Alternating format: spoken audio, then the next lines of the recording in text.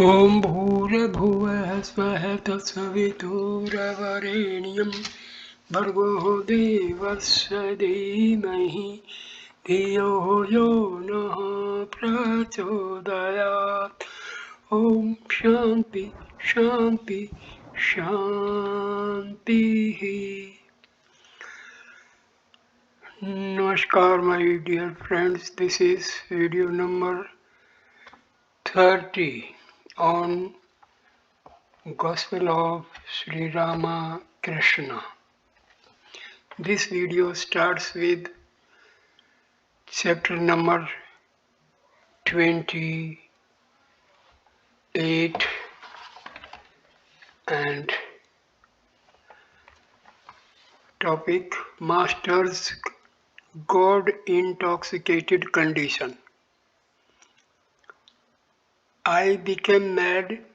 Narayan Shastri came here and saw me roaming about with a bamboo pole on my shoulder.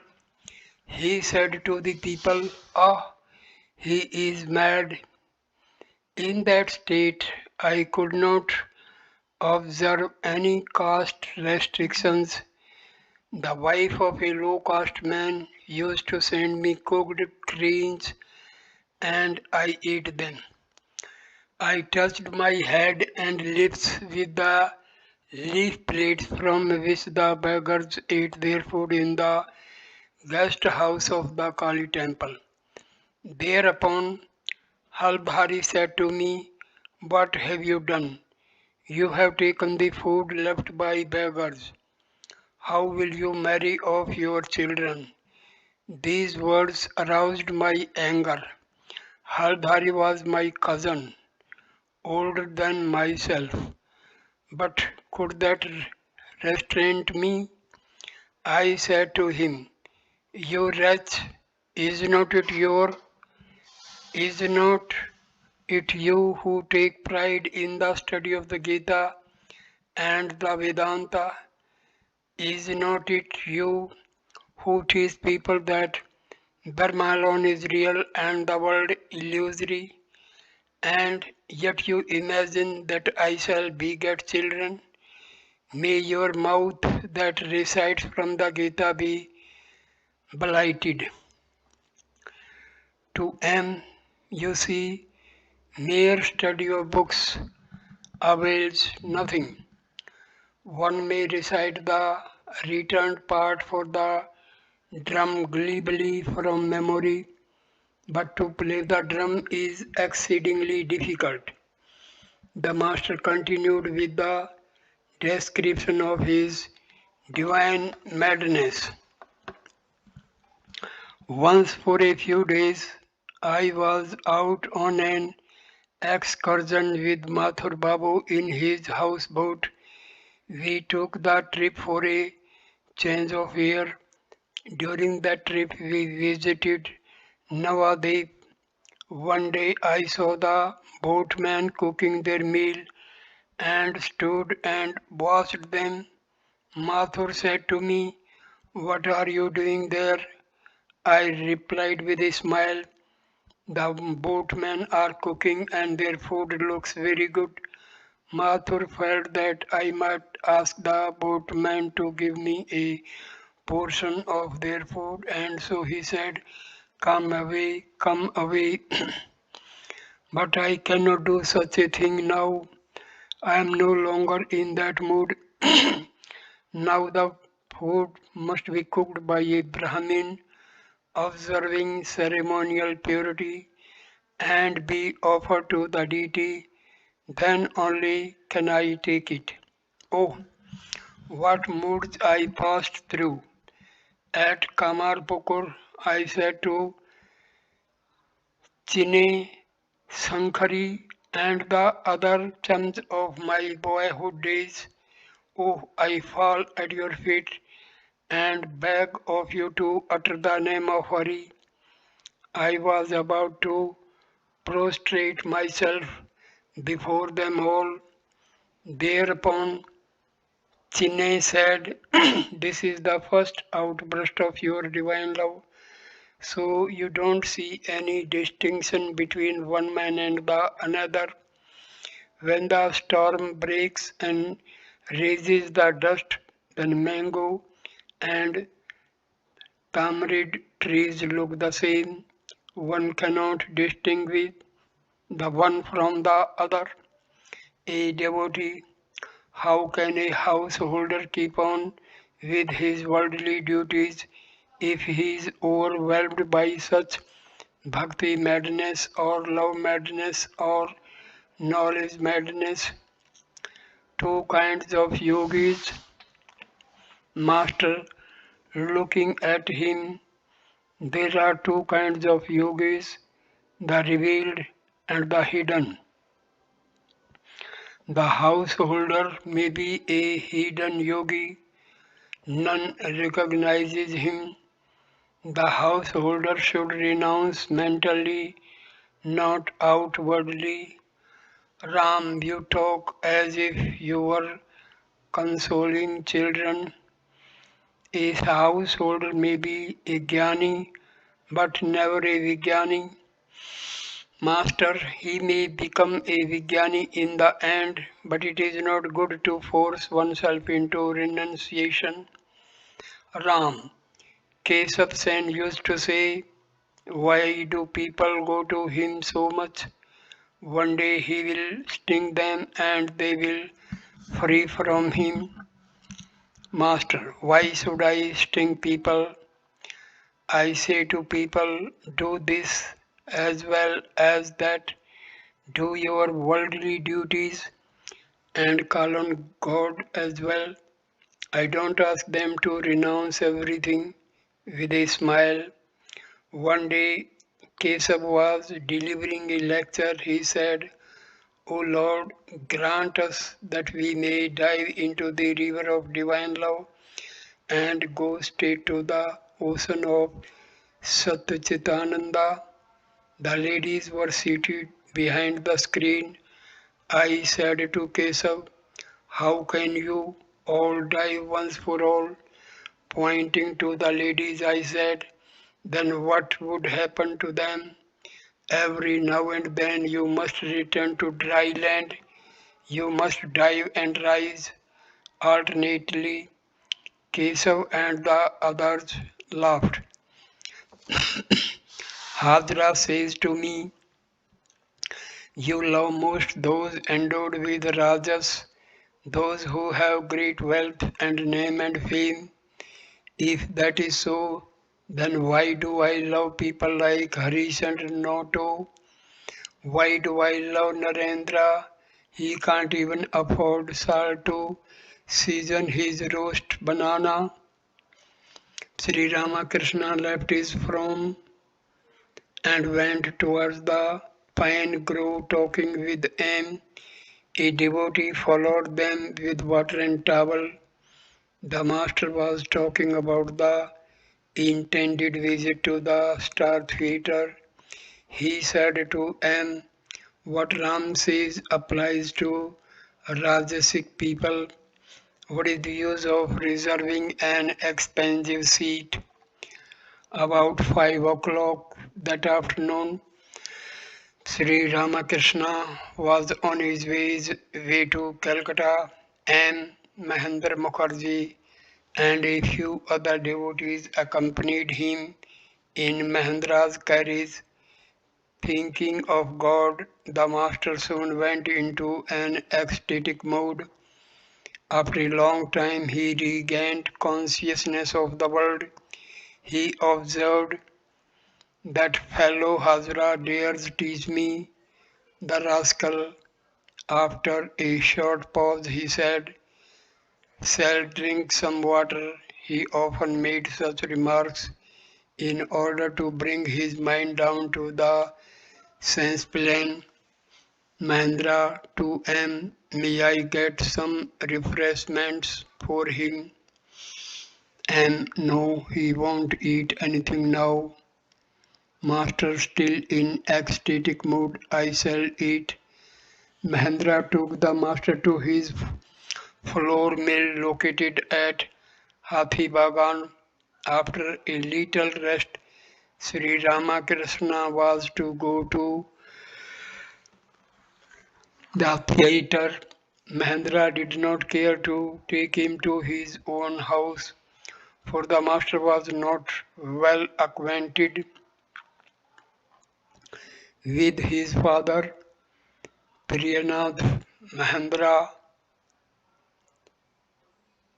Priyanath Mahendra's second brother was also a devotee of the master. Sri Ramakrishna was sitting on a cot over which a carpet had been spread and was engaged in spiritual talk. Master to M and others, once while listening to the various incidents of the life of Chaitanya, Hazra said that these were manifestations of Shakti and that Brahma, the all-pervasive spirit, had nothing to do with them. But can there be Shakti without Brahma? Hazra wants to nullify the teachings of this place. Identity of Brahma and Shakti. I have realized that Brahma and Shakti are identical, like water and its wetness, like fire and its power to burn. Brahma dwells in all beings as the Vibhu, the all-pervasive consciousness, though its manifestation is greater in some places than in others.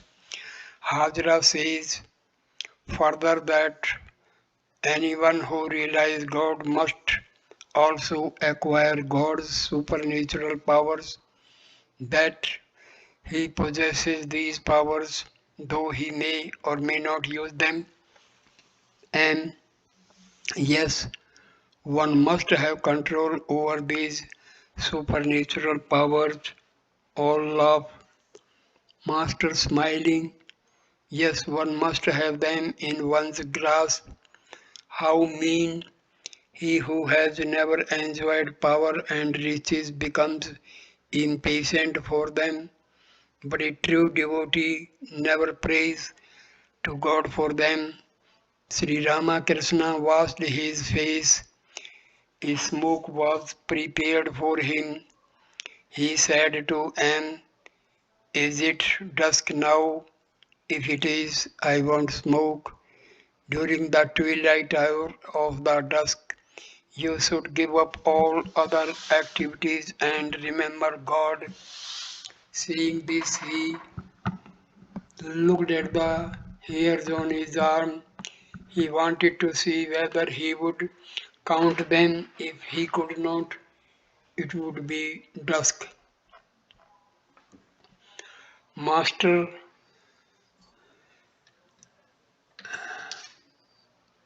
at Star Theatre. About 8:30 in the evening, the carriage with the master and the devotees drew up in front of the Star Theatre on Bidden Street. He was accompanied by M. Baburam, Mahendra, and two or three others.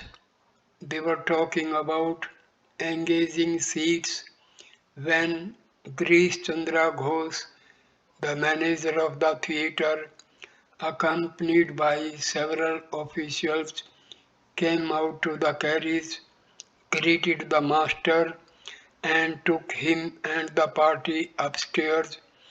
Grish had heard of the master and was very glad to see him at the theatre. The master was conducted to one of the boxes and sat next to him. Baburam and one or two devotees sat behind. The hall was brilliantly lighted. The master looked down at the pit and saw that it was crowded. The boxes also were full. For every box there was a man to fan those who occupied it. Sri Ramakrishna was filled with joy and said to M with his childlike smile. Ah, it is very nice here. I am glad to have come. I feel inspired when I see so many people together. Then I clearly perceive that God Himself has become everything. And it is true, sir. Master, how much will they charge us here? And they won't take anything. They are very happy that you have come to the theatre. Master, it is all due to the grace of the Divine Mother. The Chaitanya Leela was about to be performed. It was a play about the early life of Sri Chaitanya, who was also known as Nimai, God, Gora, and Gauranga. The curtain rose. The attention of the audience was fixed on the stage. The first scene depicts a council of Shin and the six persons on a forest path. Behind them walk Viveka, Vairagya, and Bhakti engaged in conversation. Bhakti says to her companions, Gauranga is born in Nadia, therefore the Vidyadharis, the Munis, and the Rishis have come down to earth in disguise to pay their respect to him. She sings, Blessed indeed is the earth, Gora is born in Nadia, behold the Vidyadharis coming in chariots to adore him. Behold the Munis and Rishis who come allured by the spell of love. The Vidyadharis, Munis and Rishis sing a hymn to Gauranga and adore him as an incarnation of God. Sri Ramakrishna watched the scene and was overpowered with divine ecstasy. He said to M, Look at it. Ah, ah. Sages, O Kesava, bestow thy grace upon thy luckless servants here, O Kesava, who dost delight to roam Vrindavan's glades and groves. Goddesses, O Madhava, our mind's bewitcher, sweet one who dost still our hearts, sweetly playing on thy flute. Chorus, chant, O mind, the name of Hari, sing aloud the name of Hari, praise Lord Hari's name. Sages, O thou eternal youth of Brija, tamer of fierce Kalia, slayer of the afflicted fear. Goddesses, beloved with the arcing eyes and crest with arcing peacock feather, charmer of Sri Radha's heart. Sages, Govardhan's mighty lifter thou, all garlanded with sylvan flowers, O Damodara, Kansa's scourge. Goddesses, O dark one, who dost sport in bliss with sweet Vrindavan's gopi maids. Chorus, chant, O mind, the name of Hari, sing aloud the name of Hari, praise Lord Hari's name. As the Vidyadharis sang the lines, beloved with the arcing eyes and crest with arcing peacock feather, the master went into deep samadhi. The orchestra played on, but he was not aware of the outer world. Another scene, a guest has arrived at the house of Jagannath Misra, Nimai's father. The boy Nimai plays about, singing with his friends in a happy mood. Tell me, where is my blessed Vrindavan? Where is Mother Yashoda? Where Father Nanda and Brother Balai? Where my twin cows, black and white? Tell me, where is my magic flute? My friends Sudama and Sridama, where my Jamuna's bank, my banyan, where my beloved gopi maids, where is Radha, queen of my heart? The guest closes his eyes while offering food to the Lord. Nimai runs to him and eats the food from the plate. The guest recognizes Nimai as an incarnation of God and seeks to please him with the hymen of the 10 incarnations.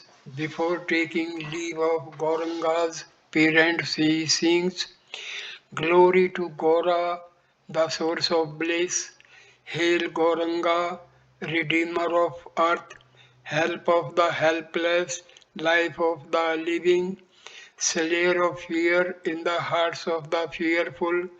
Age after age we see thy play, new sports unfolding, moods ever new, new waves rolling, new tales to be told. Thou who bearest the whole world's burden, shower on us the nectar of love, take away our grief and affliction. Thou in love's pleasure cave dost dwell, hope of the spring, chastiser of sin, scourge of the wicked, victory to thee. Listening to the hymen, the master was thrilled with ecstasy. The next scene is at Navadip on the bank of the Ganges. After bathing in the holy water, the Brahmin men and women engage in worship by the riverside. As they close their eyes, Nimai steals their food offerings and begins to eat them. A Brahmin loses his temper and says, You scapegrace, you rascal, you are taking away my offering for Vishnu. Ruin will seize you. Nimai holds on to the offering and is about to run away. Many of the women love him dearly and cannot bear to have him go away. They call to him, Return, O Nimai, come back, O Nimai. Nimai turns a dear ear to them.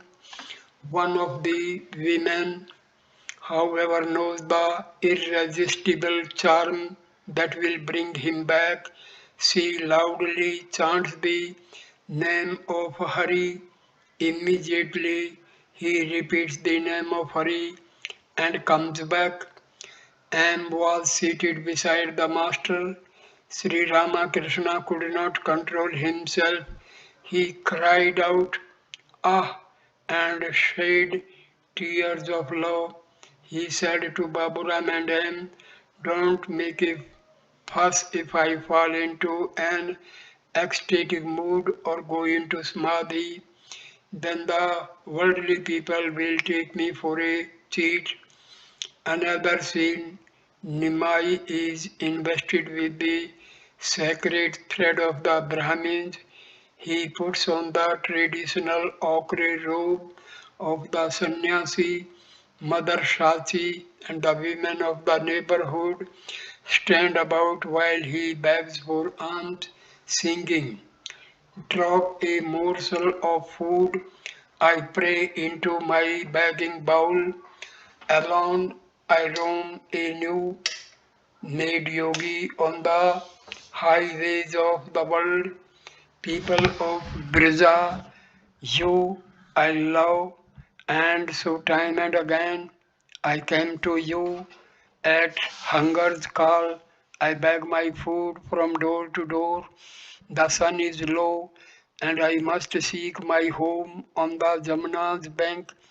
Into its waters fall my tears, as onward murmuring it flows. The onlookers leave the stage, Nimai stands alone.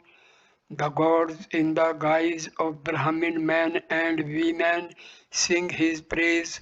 Man, the body gleams like liquid moonlight. Thou hast put on man's dwarfish form. O Lord, thee we salute, women. Bewitcher of the gopis' hearts, thou roamest in the shady groves about Vrindavan's vale. Nimai. Hail Sri Radha, glory to Radha. The youths of Braja are thy friends. Thou curbest haughty Madan's pride, women. Thy love has made the gopis mad. In ecstasy the Jamuna thrills man. Narayana deludes of demons, refuse of the fear-stricken gods, women. O lover of Brija, thou dost beg the love of Braja's comedy maidens. Nimai, Hari, Sri Radha, glory to Radha. Listening to the music, the master went into Samadhi.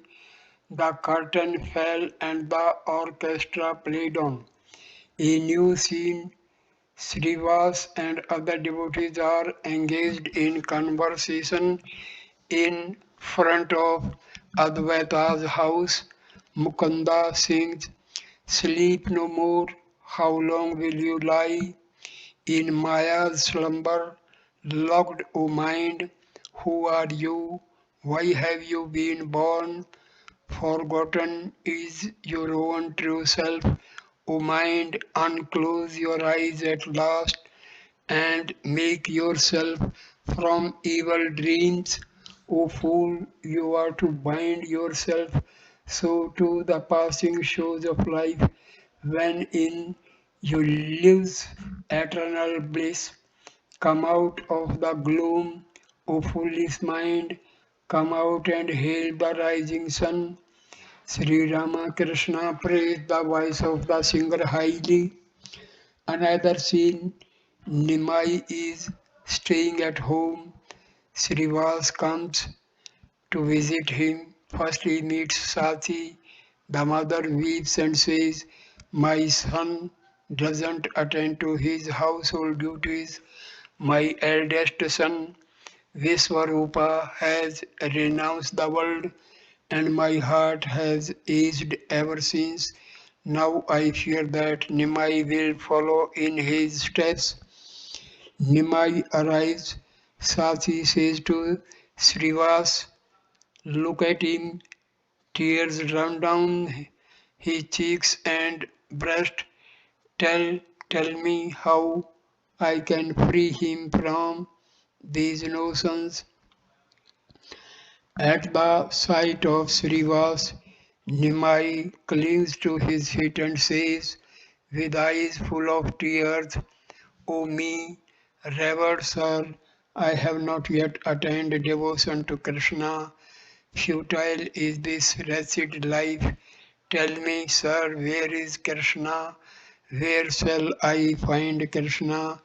Give me the dust of your feet with your blessing, that I may realize the blue one with the garland of wild flowers hanging about his neck. Sri Ramakrishna looked at him. He was eager to say something, but he could not. His voice was choked with emotion. The tears ran down his cheeks.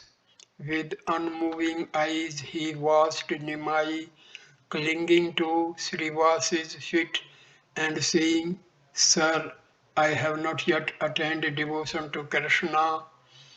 Nimai has opened a school, but he cannot teach the students any longer. Gangadas, his former teacher, comes to persuade him to direct his attention to his worldly duties.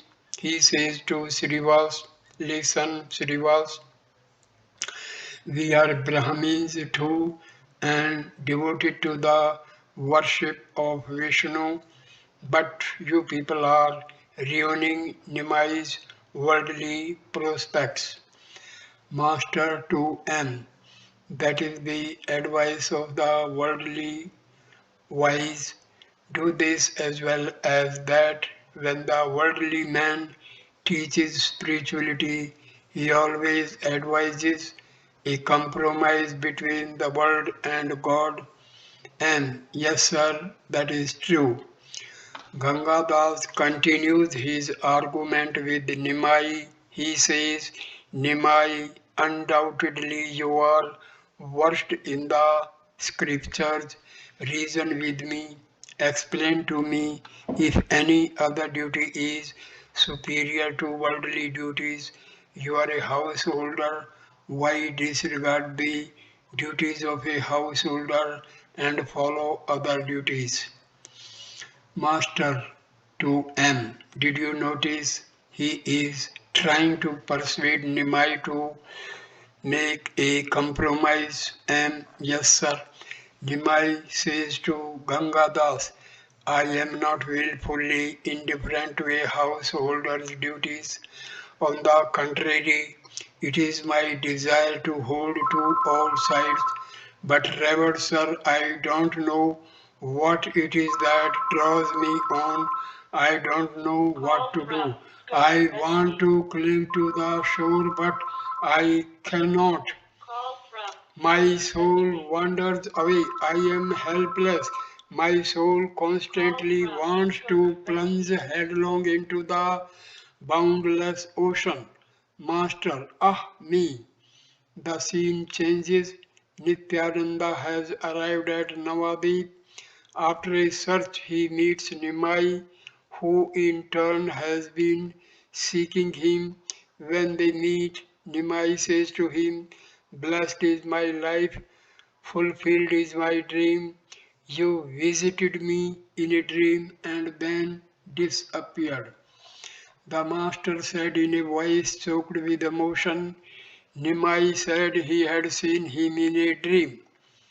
Nimai is in an ecstatic mood and becomes engaged in conversation with Advaita, Srivas, Haridas, and other devotees.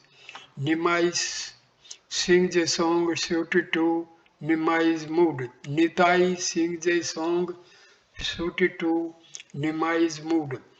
Where is Krishna? Where is my Krishna? He is not in the grove. Dear friends, give me Krishna. Bring me my Krishna. Radha's heart knows not but him. At this song, Sri Ramakrishna went into Samadhi. He remained in that state a long time. The orchestra the orchestra played on. Gradually his mind came down to the relative plane. In the meantime, a young man of Gadadhara, born in the holy family of Nityananda, had entered the box. He was standing behind the master's chair. Sri Ramakrishna was filled with delight at the sight of him. He held his hand and talked to him affectionately. Every now and then he said, Please sit down here. Your very presence awakens my spiritual feeling. He played tenderly with the young man's hands and lovingly stroked his face. After he had left, Sri Ramakrishna said to M, He is a great scholar. His father is a great devotee of God. When I go to Gadadhara to visit Shama Sundar, The Father entertains me with sacred offerings such as one spirit. At the sight of him, my spiritual mood is aroused. I should have been overwhelmed with ecstasy if he had stayed here a little longer. The curtain rises. Nityananda is walking in a procession on the public road with his companions chanting the name of Hari.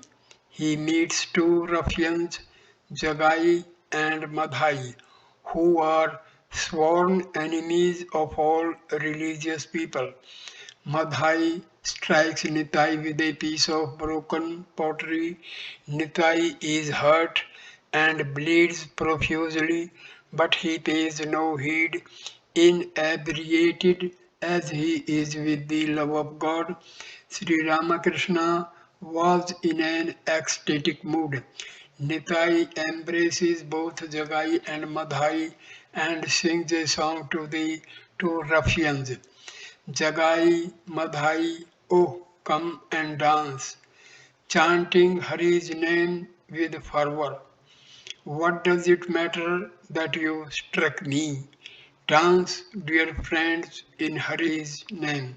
Sing the name of our beloved. He will embrace you in love's rapture. Let the heavens resound with his name.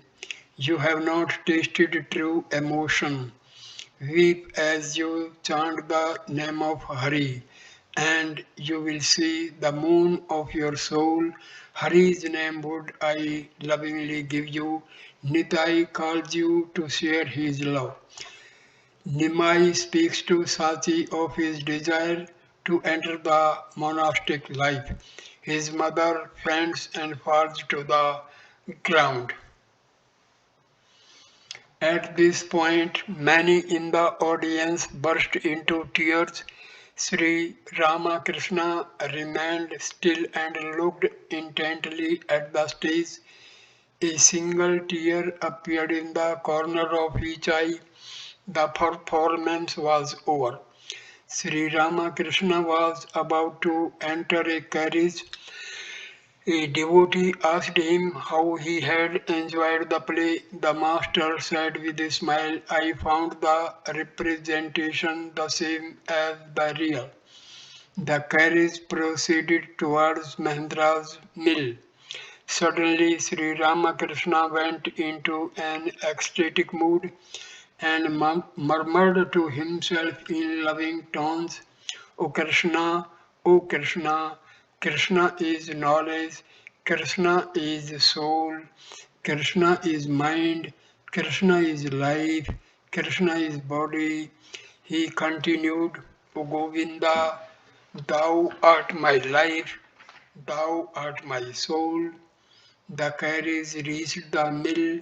Mahendra fed the master tenderly with various dishes and sat by his side.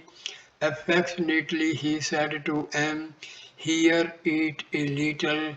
He put some sweets in his hands.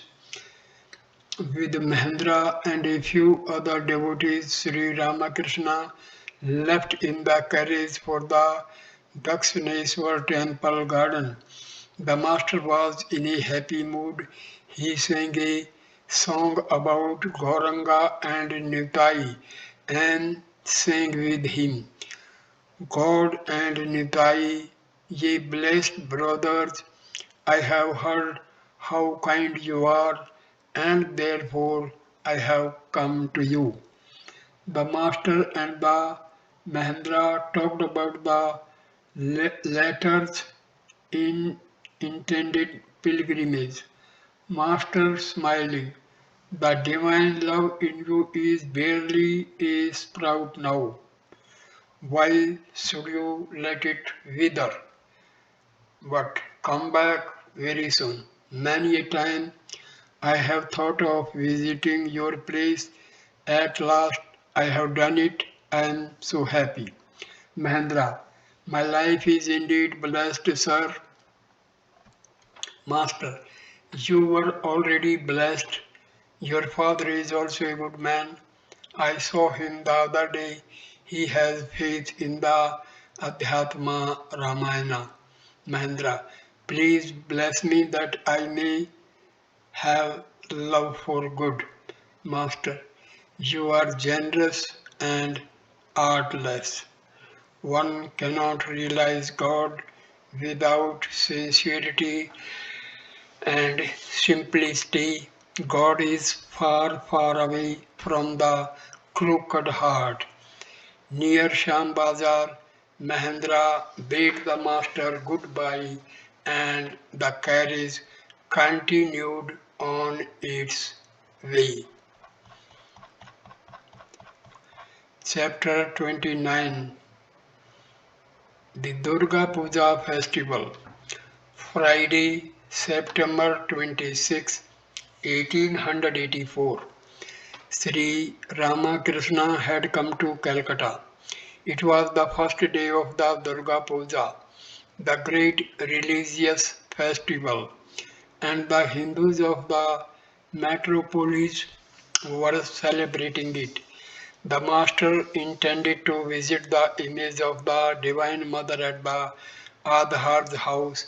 He also wanted to see Shivanath, the Brahmo devotee. It was about midday. Umbrella in hand, M was pacing the footpath in front of the Brahmo Samaj temple. 2 hours had passed, but the master had not yet appeared. Now and then M sat down on the steps of Dr. Mahal Mahalanavis's dispensary and watched the joy and mirth of the people, young and old, who were celebrating the puja. A little after 3, the master's carriage drove up. As soon as Sri Ramakrishna stepped out, he saluted the temple of the Brahmo Samaj with folded hands.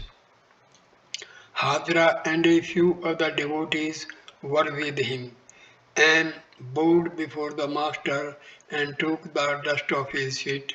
The master told him that he was going to Shivnath's house. A few minutes later, several members of the Brahmo Samaj came and took him to Shivnath's, but Shivnath was not at home.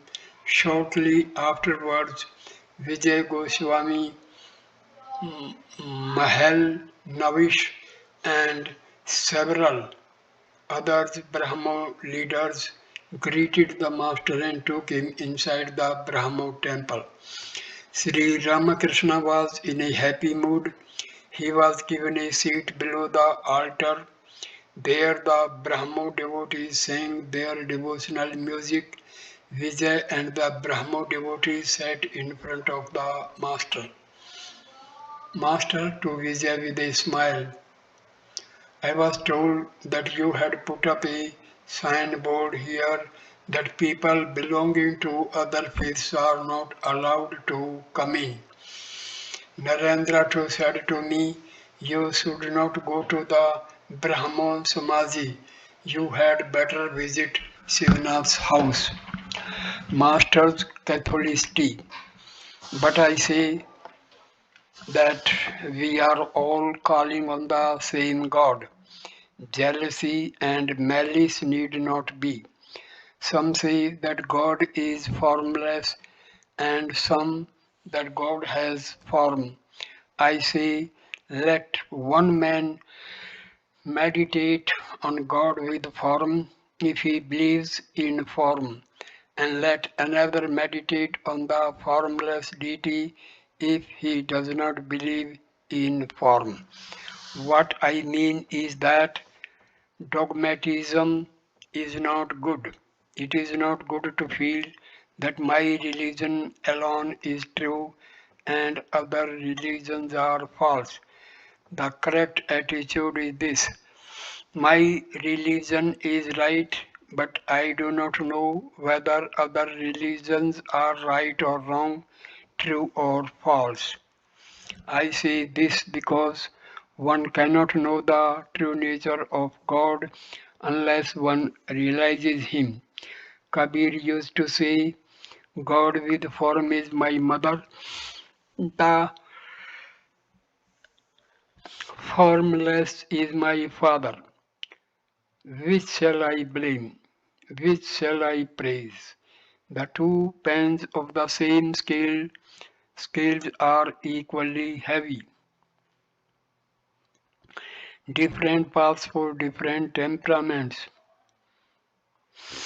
Hindus, Muslims, Christians, Shaktas, Shaivas, Vaishnavas, the Brahmagyanis of the time of the rishis, and you, the Brahmagyanis of modern times, all seek the same object.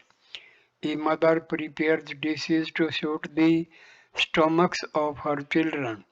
Suppose a mother have 5 children and a fish is brought for the family. She doesn't cook pilau or kalia for all of them. All have not the same power of digestion. So she prepares a simple stew for some, but she loves all her children equally. Do you know my attitude? I love all the preparations of fish. I have a womanly nature or love. I feel myself at home with every dish fried fish, fish cooked with turmeric powder, pickled fish, and further, I equally relish rich preparations like fish head, kalia, and pilau, all love. Do you know what the truth is? God has made different religions to suit different aspirants, times, and countries. All doctrines are only so many paths, but a path is by no means God Himself. Indeed, one can reach God if one follows any of the paths with wholehearted devotion. Suppose there are errors in the religion that one has accepted. If one is sincere and earnest, then God Himself will correct those errors. Suppose a man has set out with a sincere desire to visit Jagannath at Puri and by mistake has gone north instead of south, then certainly someone meeting him on the way will tell him, my good fellow, don't go that way, go to the south, and the man will reach Jagannath sooner or later. If there are errors in other religions, that is none of our business. God, to whom the world belongs, takes care of that. Our duty is somehow to visit Jagannath. To the Brahmos, the view you hold is good indeed. You describe God as formless. That is fine. One may eat a cake with icing either straight or sidewise. It will taste sweet either way. Dogmatism condemned. But dogmatism is not good. You have no doubt heard the story of the chameleon. A man entered a wood and saw a chameleon on a tree. He reported to his friends, I have seen a red lizard. He was firmly convinced that it was nothing but red. Another person, after visiting the tree, said, I have seen a green lizard. He was firmly convinced that it was nothing but green. But the man who lived under the tree said, what both of you have said is true. But the fact is that The creature is sometimes red, sometimes green, sometimes yellow, and sometimes has no color at all. God has been described in the Vedas as both with attributes and without. You describe him as without form only. That is one-sided, but never mind. If you know one of his aspects truly, you will be able to know his other aspects too. God himself will tell you all about them. Pointing to two or three Brahmo devotees, those who come to your smas know both this gentleman and that.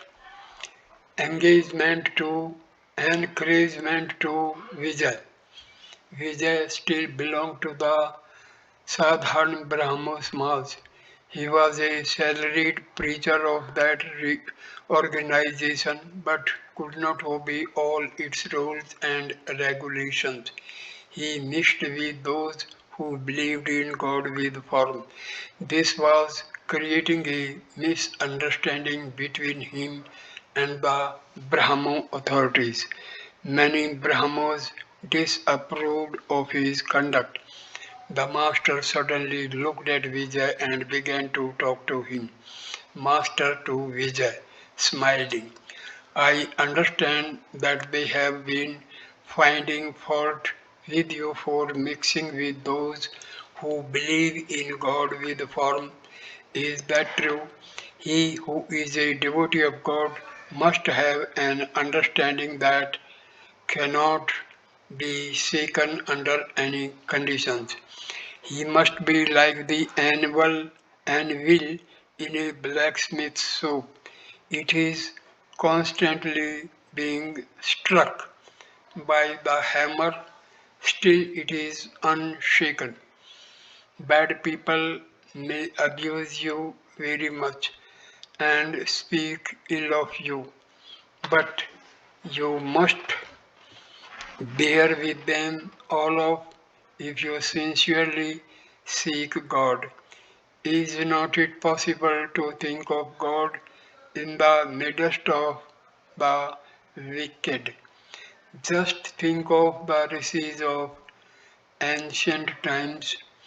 They used to meditate on God in the forest, surrounded on all sides by tigers, bears, and other ferocious beasts. Wicked men have the nature of tigers and bears. They will pursue you to do you an injury. How to deal with wicked people? One must be careful about these few things. First, an influential man who has much money and many men under his control.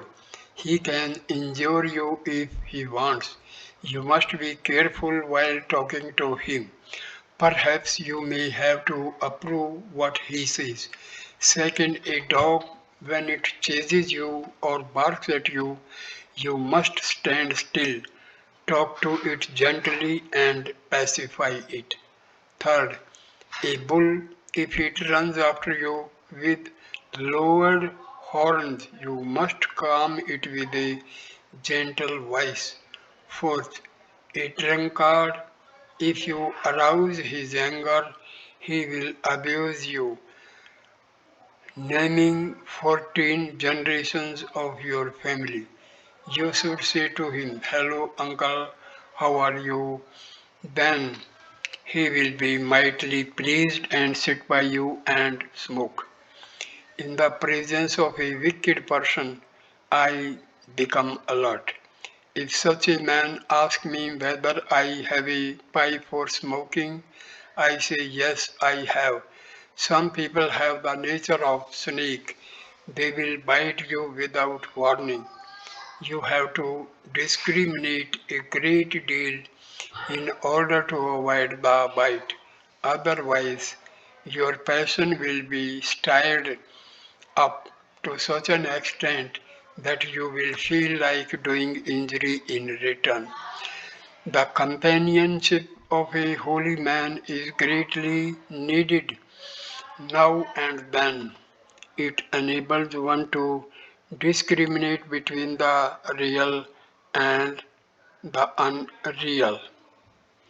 Vijay, I have no time, sir. I am entangled in my duties here. Master, you are a religious teacher. Others have holidays, but not so a religious teacher.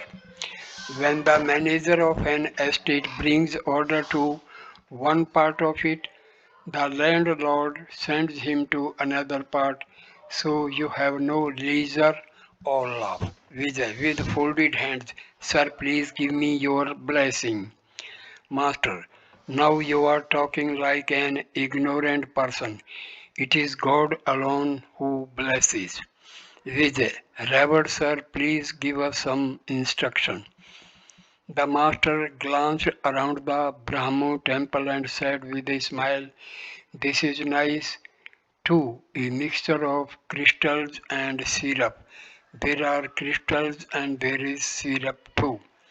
I have scored too many points and am therefore out of the game. All laugh. Do you know the game called Nax? It is a game of cards and anyone scoring above 17 is out of the game.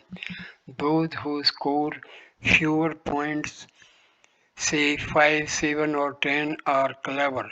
I have scored too many and am out of the game. Once Keshav Sen gave a lecture at his house. I was present. Many people were there. The ladies were seated behind the screen. Keshav, in the course of his talk, said, "O God, please bless us that we may dive and disappear altogether in the river of bhakti." I said to Keshav with a smile, if you disappear altogether in the river of bhakti, then what will be the fate of those behind the screen? By all means, dive into the river, but you have better come back to dry land now and then. Don't disappear in the river altogether. At these words, Keshav and the others burst out laughing. Never mind, never mind. One can realize God in the world too if only one is sincere. I and mine, that is ignorance. But O God, thou and thine, that is knowledge. Advice to householders. Live in the world like a maid servant in a rich man's house. She performs all the household duties, brings up her master's child, and speaks of him as my Hari. But in her heart she knows quite well that neither the house nor the child belongs to her.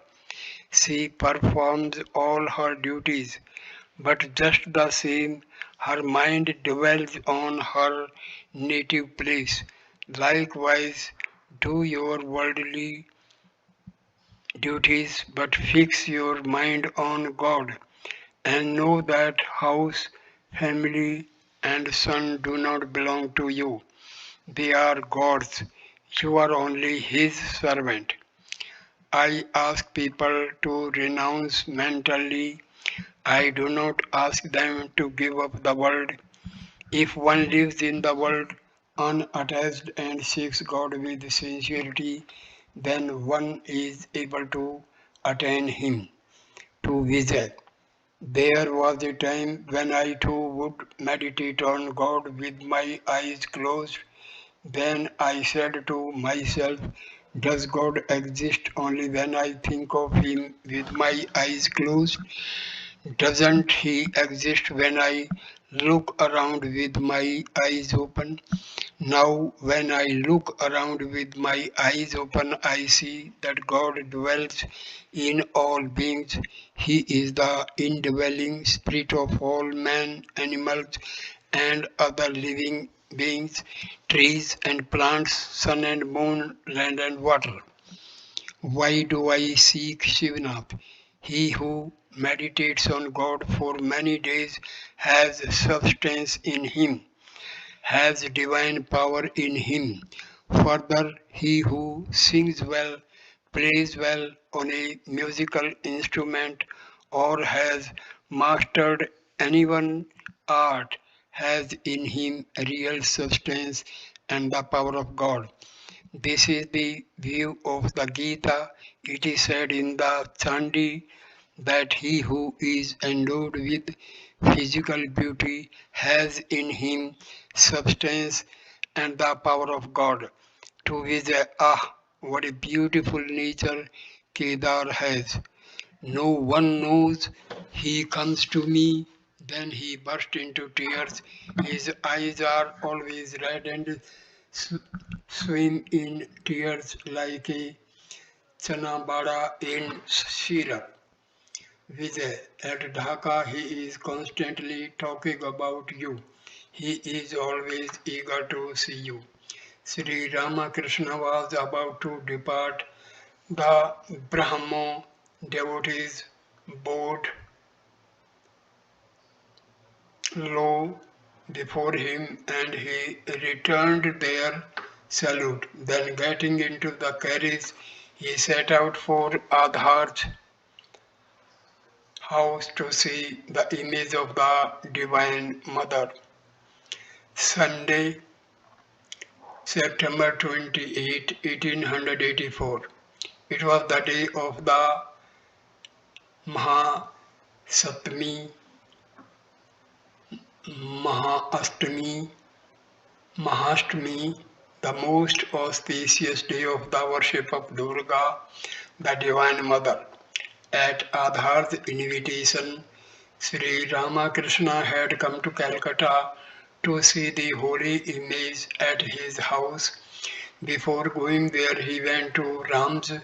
Many devotees, including Narendra, Baburam, and Niranjan, Vijay, Kedar, Ram, and Surendra were present. Balram and Rakhal were still at Vrindavan. Master looking at Vijay and Kedar with a smile. This is a nice reunion today. You two have the same spiritual mood. To Vijay, well, what about Shivnath? Did you? Vijay, yes. Yes, sir. He heard that you had been to his house. I have not seen him, but I sent him word he knows about it. Master to Vijay and others. Four desires have come into my mind. I shall eat fish curry cooked with eggplant. I shall visit Shivnath. The devotees will repeat the name of Hari over their beads, and I shall watch them, and the tantric devotees will drink consecrated wine, eat anna's worth on the Ashtami day, and I shall watch them and salute them. Narendra was seated in front of the master. He was about 22 years old. While Sri Ramakrishna was talking thus, his eyes fell upon his beloved disciple. At once the master stood up and went into samadhi. He placed one foot on Narendra's knee.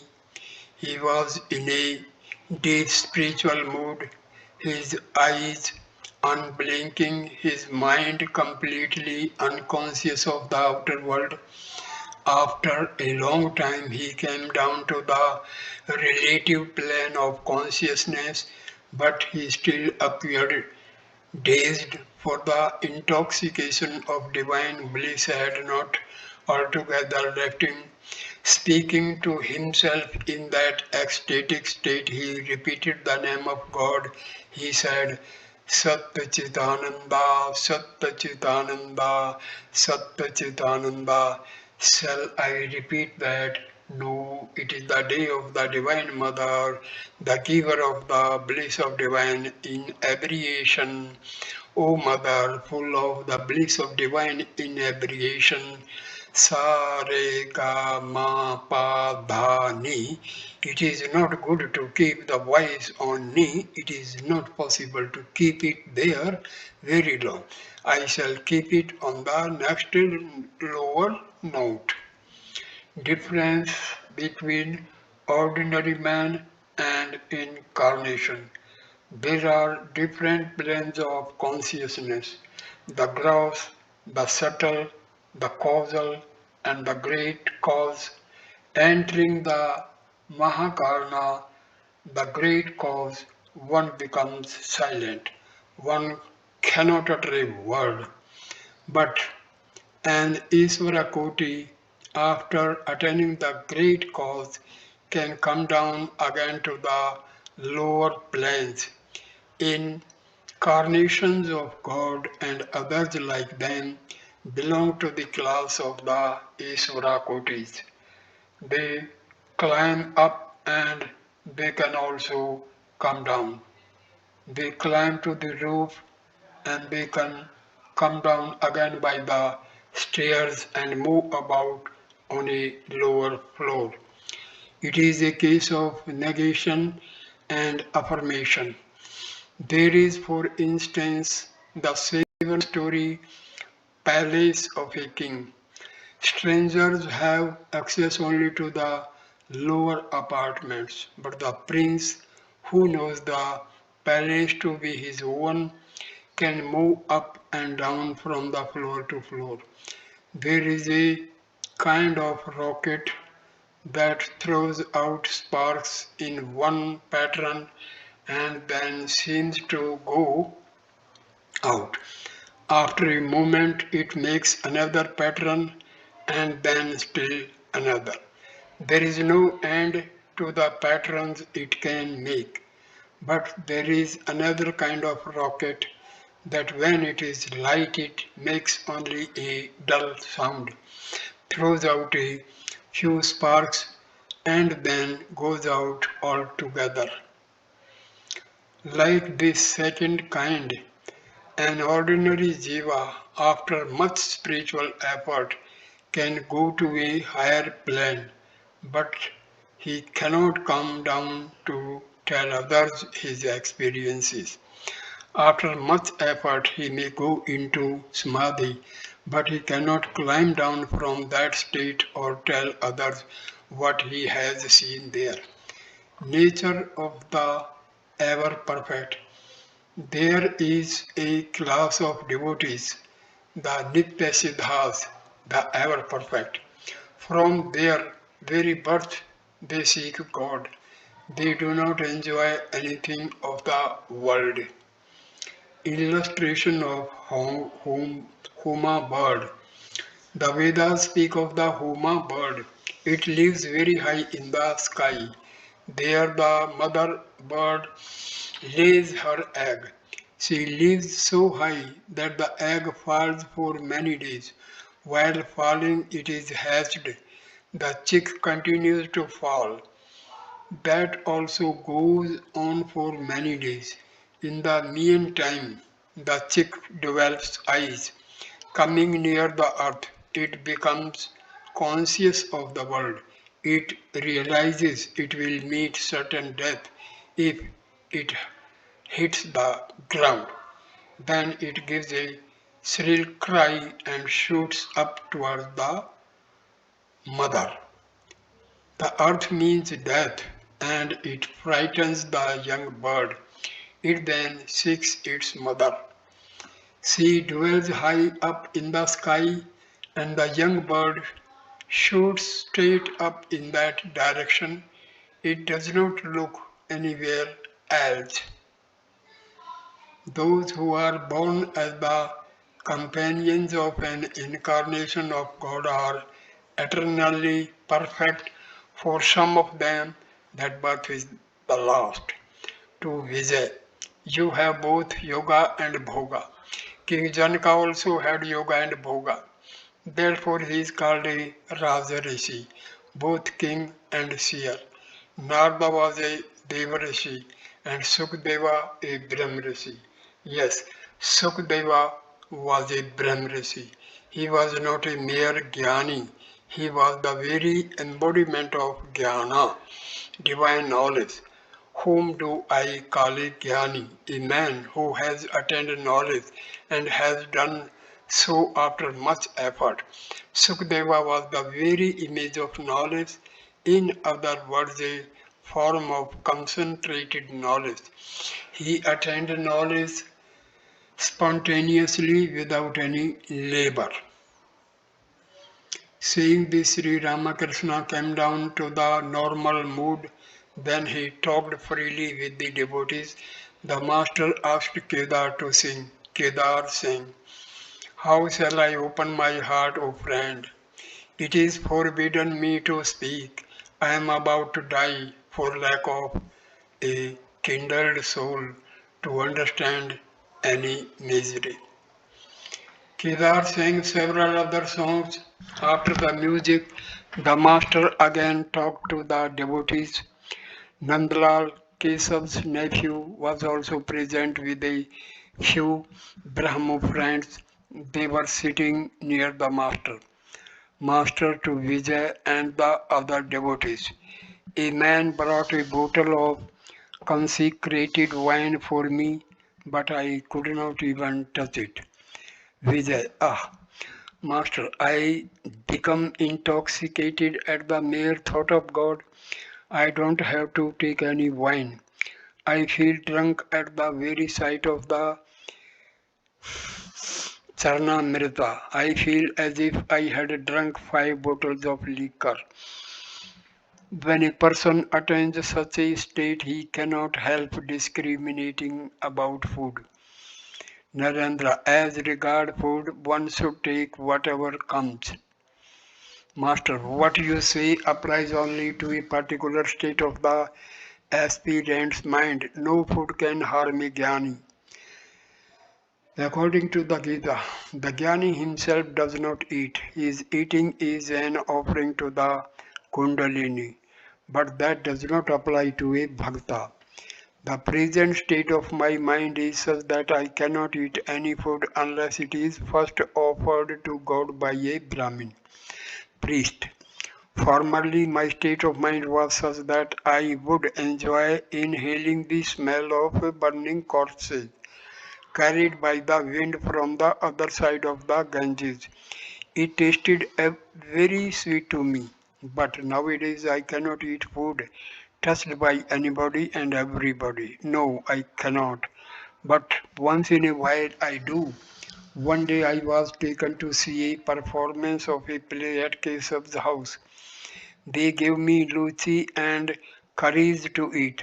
I did not know whether the food was handed to me by a washerman or a barber, but I ate quite a little. All laugh. Rakhal had asked me to eat. To Narendra, with you it is all right. You are in this as well as in that. You can eat everything now. To the devotees, blessed is he who feels longing for God, though he eats pork. But shame on him whose mind dwells on woman and gold, though he eats the purest food, boiled vegetables, rice and ghee. Once I had a desire to eat dal cooked in a blacksmith's house. From my childhood I had heard the blacksmith say, "Do the Brahmins know how to cook?" I ate the dal, but it smelt of the blacksmith. All laughed.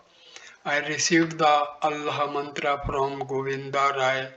Rice was cooked for me with onions in the kuthi. I ate some. I ate curry in Mani Malik's garden house, but I felt a kind of repulsion to it. When I went to Kamar Pukar, Ramlal father was frightened. He thought I might eat at any and every house. He was frightened to think I might be expelled from the caste, so I could not stay long. I came away. Both the Vedas and the Puranas describe pure food and conduct. But what the Vedas and the Puranas ask people to shun as impure is extolled by the Tantra as good. So I conclude this video at this stage. Thank you for watching this video. Please like, comment and share the video. Subscribe the channel. Namaskar my dear friend. Next video number 31 will start with chapter 29 and topic will be Master the Divine Madness. Thank you. Namaskar.